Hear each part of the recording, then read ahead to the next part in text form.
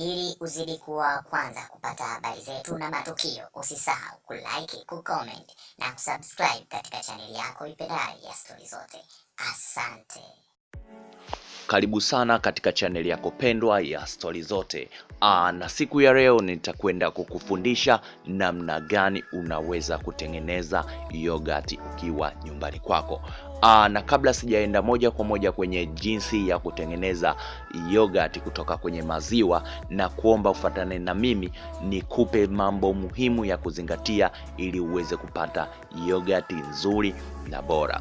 Kitu cha kwanza kabisa katika kuzingatia, ufanye ukaguzi salama na bora kwenye maziwa.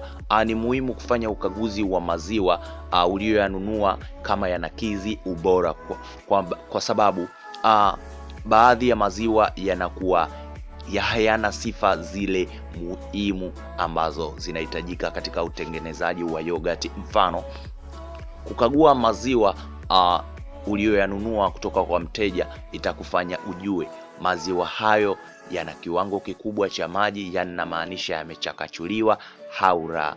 Kumbuka, maziwa ambayo yamechakachuliwa na maji mengi sio mazuri sana kukuwezesha kupata yogurt iliyo bora, kwa sababu maziwa yaliyochakachuliwa siku zote huwa mepesi, na vile vile mtu kama kachanganya na maji ambayo sio safi na salama, huwa yana bakteria, hivyo huweza kudumisha kufanya product yako ya yogurt iwe hafifu na sio bora.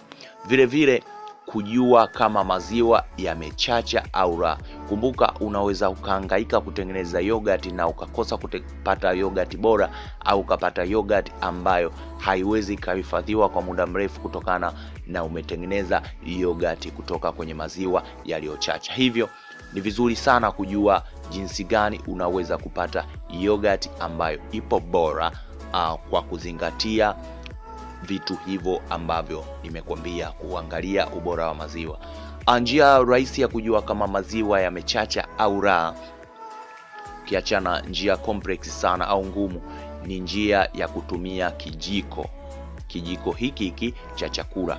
Unaweza ukachukua kijiko kile cha chakula, ukaweka maziwa kidogo kwenye usawa ule wa kijiko ambacho unatumia, ukachota maziwa kidogo ukayaweka pale, na ukasogeza kijiko chako jikoni.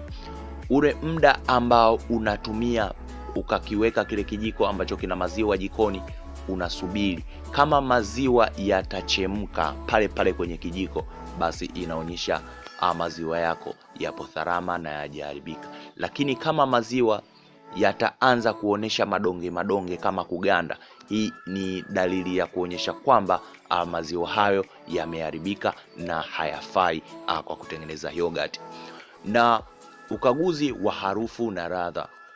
Kuna baadhi ya maziwa yanakamuliwa katika hali ambayo sio salama na sio safi. Hii hupelekea kufanya maziwa kuwa na harufu aidha ya kinyesi cha ng'ombe au ladha hii, pengine maziwa yamehifadhiwa kwenye chombo ambacho kimeoshwa kwa sabuni kali sana, hasa za unga, na haijaoshwa vizuri. Hii hufanya maziwa kuwa na ladha au harufu ya sabuni. Hivyo inapendeza ukafanya usafi wako wa vyombo, na nashauri kama unataka kutumia maziwa kutengeneza yogurt, basi hakikisha maziwa yako na hifadhi katika vyombo vya aluminium kama masufuria ni vizuri, au chombo. Kama utashindwa, basi uwe na chombo cha plastiki ambacho unakiosha kwa sabuni na maji ya moto, na sabuni iwe ni ya kipande ambayo haina harufu kali. Pia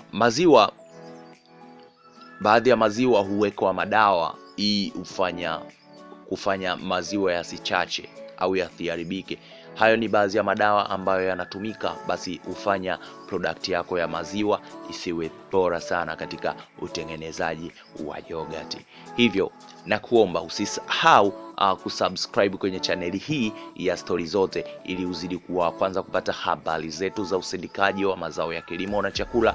Katika sehemu ya pili nitakupeleka moja kwa moja kwenye hatua za kutengeneza yogurt, kwa sababu tumeshajua namna gani inabidi uandae vitu vyako na mambo gani ya kuzingatia katika uzalishaji wa yogurt iliyo bora. Hivyo katika sehemu ya pili nitakuchukua moja kwa moja kwenda katika hatua za utengenezaji wa yogurt. Asante, usisahau kusubscribe.